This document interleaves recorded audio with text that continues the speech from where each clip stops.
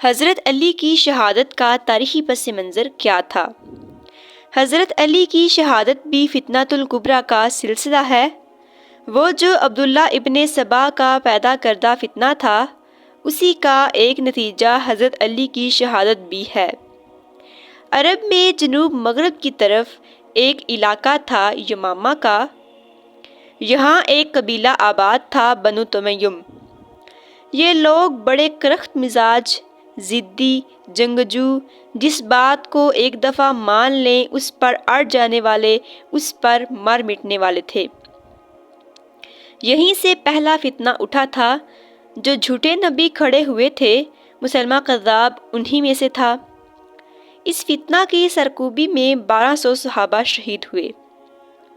اس قبیلے سے متعلق حضرت عمر رضی اللہ تعالیٰ عنہ نے ایک عجیب حکمت عملی اختیار کی کہ انہیں وہاں سے اکھاڑ کر ایران کی سرحدوں پر آباد کر دیا، جہاں پہلے سے جہاد ہو رہا تھا، تاکہ ان کے اندر کی جنگجوئی اس مقصد کے لیے استعمال ہو۔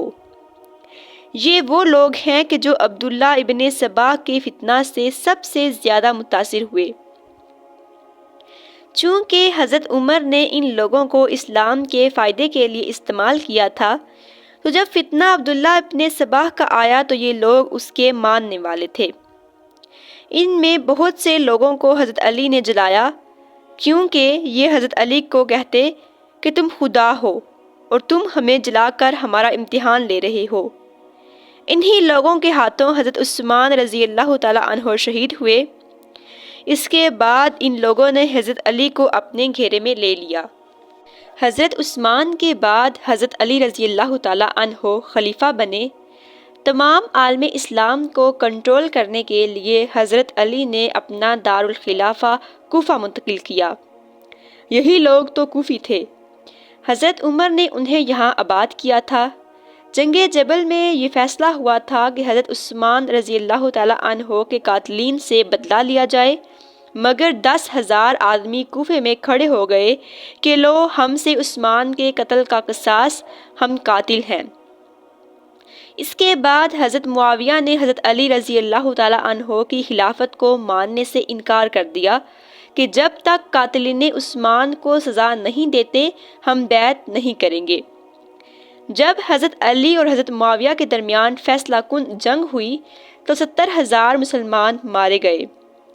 اس موقع پر حضرت امیر معاویہ کی طرف سے لوگوں نے نیزے پر قرآن رکھ کر کہا کہ یہ خون ریزی بند کر دو، ہم قرآن کا فیصلہ ماننے کو تیار ہیں۔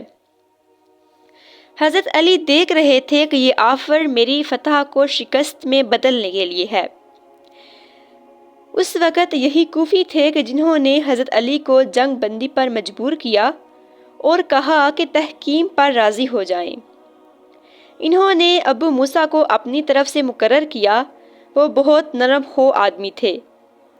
کہا یہ جاتا ہے کہ یہ طے ہوا تھا کہ یہاں سے ابو موسیٰ اور وہاں سے عمرو بن العاص کو چنا کہ حضرت علی اور حضرت معاویہ کو معزول کر دیں اور مسلمان فیصلہ کر لیں۔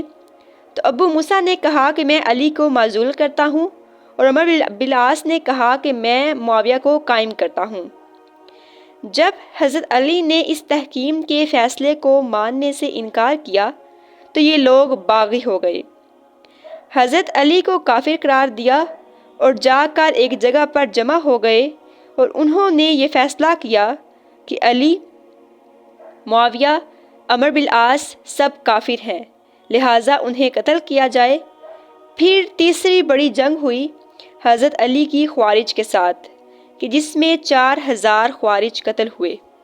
چنانچہ حضرت علی، معاویہ اور عمرو بن العاص کے قتل کے لیے 3 لوگ مقرر کر لیے گئے اور ایک وقت بھی مقرر کر لیا گیا۔ عمرو بن العاص مصر کے گورنر تھے۔ وہ اس دن فجر کی نماز کے لیے آئے ہی نہیں، تو جو ان کی جگہ آئے انہیں شہید کیا گیا۔ دوسری طرف حضرت امیر معاویہ پر جب وار کیا تو وہ سر سے پھسل کر کمر پر لگا اور کمر چھل گئی، لیکن اللہ نے زندگی رکھ لی۔ 21ویں روزے حضرت علی پر حملہ ہوا۔ عبد الرحمن بن ملجم جس نے حضرت علی کو شہید کیا یہ کوفے میں آیا ہوا تھا، تو لوگوں نے کہا کہ امیر المومنین ہمیں اس کے ارادے اچھے نظر نہیں آتے، تو اس کو پکڑ نہ لیں۔ آپ نے فرمایا کہ پھر مجھے اللہ سے ملاقات کیسے ملے گی؟ میں تو تم میں نہیں رہنا چاہتا، میں تو اللہ سے ملنا چاہتا ہوں۔ حضرت علی کے ساتھیوں نے بڑی بے وفائی کی۔ بسر بن ابی ارطات نے یمن پر قبضہ کر لیا اور شام کے لشکر کی طرف سے اور حضرت عبید اللہ بن عباس کے 2 بچے اپنے ہاتھوں سے ذبح کیے، یعنی کہ آل رسول کے 2 بچوں کو ذبح کیا گیا۔ تو حضرت علی رضی اللہ تعالیٰ عنہ بےقرار ہو کر نکلے کہ چلو پہلے شام کے خلاف جہاد کریں، اور شہر سے باہر جا کر خیمہ لگایا۔ جب صبح ہوئی تو آپ نے دیکھا کہ ایک آدمی بھی نہیں آیا ہوا تھا، آپ اکیلے تھے۔ تو پھر بڑے دکھی دل کے ساتھ واپس آئے اور اپنی داڑھی کو پکڑ کر کہنے لگے کہ تو کب رنگین ہوگی؟ کیونکہ ایک دفعہ بیمار تھے تو کہنے لگے یا رسول اللہ صلی اللہ علیہ وسلم، مجھے لگتا ہے کہ میرے انتقال کا وقت قریب آ گیا ہے۔ تو آپ صلی اللہ علیہ وسلم نے فرمایا کہ نہیں، تیری موت اس وقت واقع ہوگی جب تیرے سر کے خون سے تیری داڑھی رنگین ہوگی۔ تو حضرت علی اس جملے کو یاد کر کے کہنے لگے کہ تو کب رنگین ہوگی؟ ایک دن حضرت علی نے دیکھا کہ لوگ گھر کے باہر پہرا دے رہے ہیں۔ آپ نے کہا کہ کیا کر رہے ہو؟ کہنے لگے کہ آپ کی جان کو خطرہ ہے تو پہرا دے رہے ہیں۔ آپ نے پوچھا کہ کس سے دے رہے ہو، زمین والوں سے یا آسمان والوں سے؟ تو وہ لوگ کہنے لگے کہ آسمان والوں سے کون دے سکتا ہے، زمین والوں سے دے رہے ہیں۔ تو آپ نے کہا کہ جا کر سو جاؤ، جب آسمان والا فیصلے کرتا ہے تو زمین کے پہرے کام نہیں آتے۔ 21 رمضان کو فجر کی نماز میں عبد الرحمن بن ملجم نے جو وار کیا تو وہ سیدھا سر پر لگا، تو سر پھٹ گیا، تلوار دماغ میں چلی گئی، تو شور مچ گیا اور وہ پکڑا گیا۔ لوگ اکٹھے ہو گئے۔ حضرت زینب کو پتہ چلا تو وہ بھاگتی ہوئی آئیں اور رونے لگی۔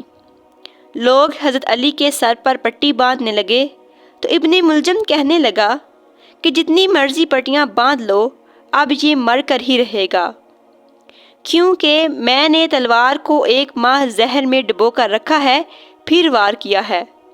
تو اس بات پر تو بڑے بڑوں کو غصہ آ جانا چاہیے، لیکن حضرت علی نے کہا کہ اس کے لیے نرم بستر بچھاؤ، گرم گرم کھانا کھلاؤ اور ٹھنڈا پانی پلاؤ۔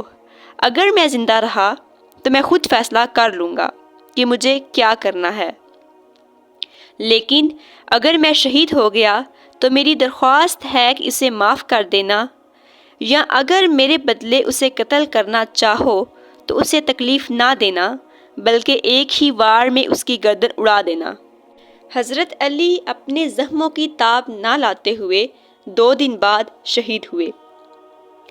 صحابہ کرام میں سے سب سے زیادہ فضائل حضرت علی کے ملتے ہیں۔